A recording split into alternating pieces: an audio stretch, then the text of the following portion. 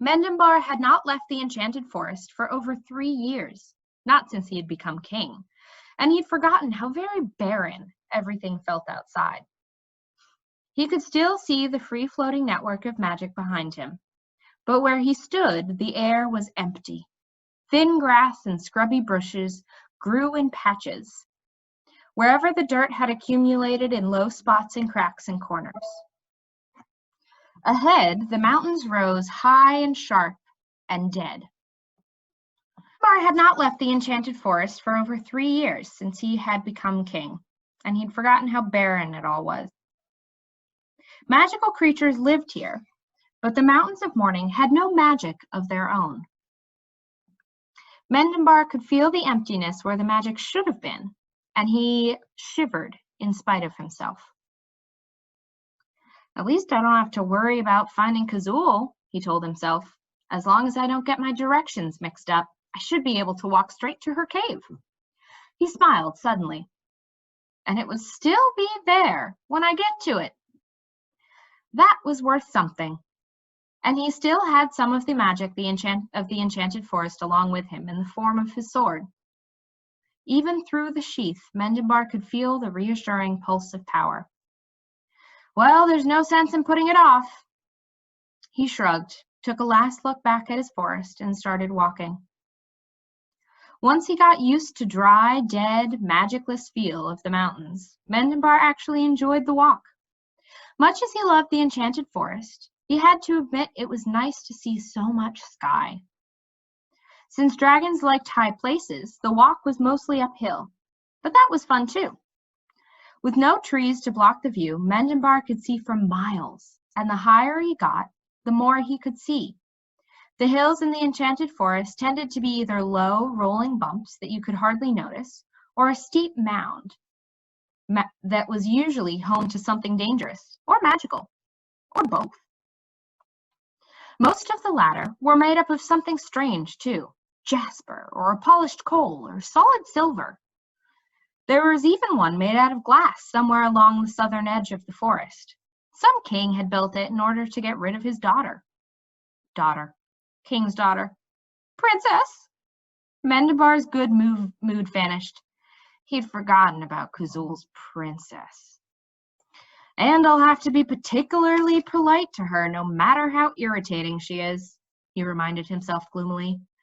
If she had as much influence as Zeminar had hinted, she could make things very difficult if she took a disliking to him.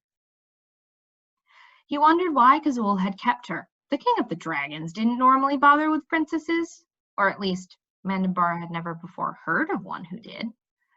He came around a cave and saw the mouth of a cave in front of him. He came around a curve and saw the mouth of a cave in front of him.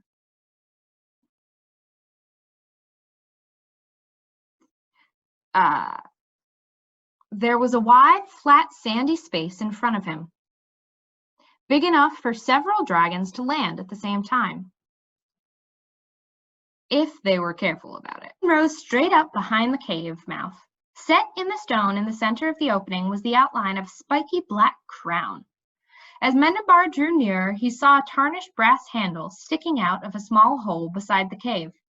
The handle was level to the waist and next to the sign that read, "Welcome to the Cave of the Dragon King. Pull handle to ring bell." On the line below, someone had added neat letters printed in bright red paint.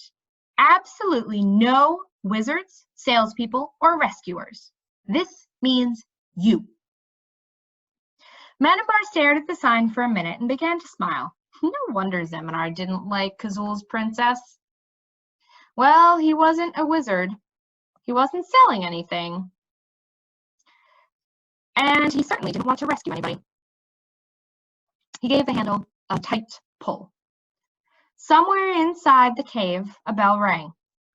"Well, it's about time," a woman's voice, and Mendenbar's heart sank. He heard footsteps coming toward the mouth of the cave, and the same voice continued. "I was hoping you'd get here before I left. The sink is..." The speaker came out of the cave, took one look at Mendenbar, and broke off mid-sentence. "Oh, no, not another one," she said. What do you guys think has happened? So she thinks that someone else is trying to rescue her and is now mad at him. And he's going into it not liking the idea of having to see a princess. So both of them are kind of angry right now. So we'll see what happens.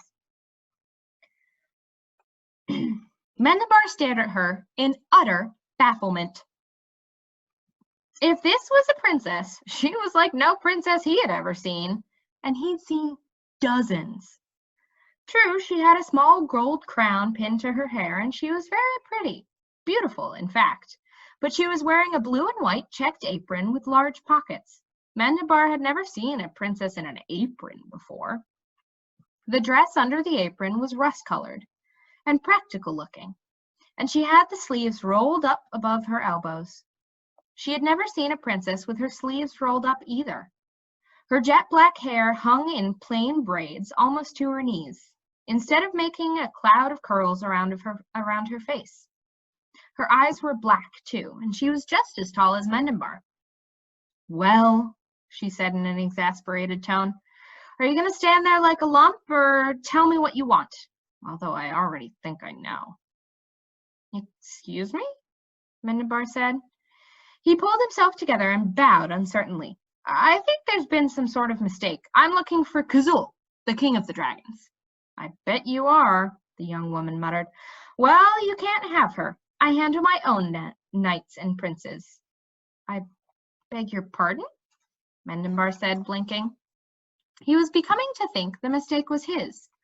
This young woman didn't look like a princess, except for the crown, and she didn't act like a princess, and she didn't talk like a princess. But if she wasn't a princess, what was she doing here? I handle my own knights, she repeated. You see, I don't want to be rescued, and it would be silly. That was a moment of noise, sorry. And it would be silly for someone to get hurt fighting Kazul when I intend to stay here no matter what happens.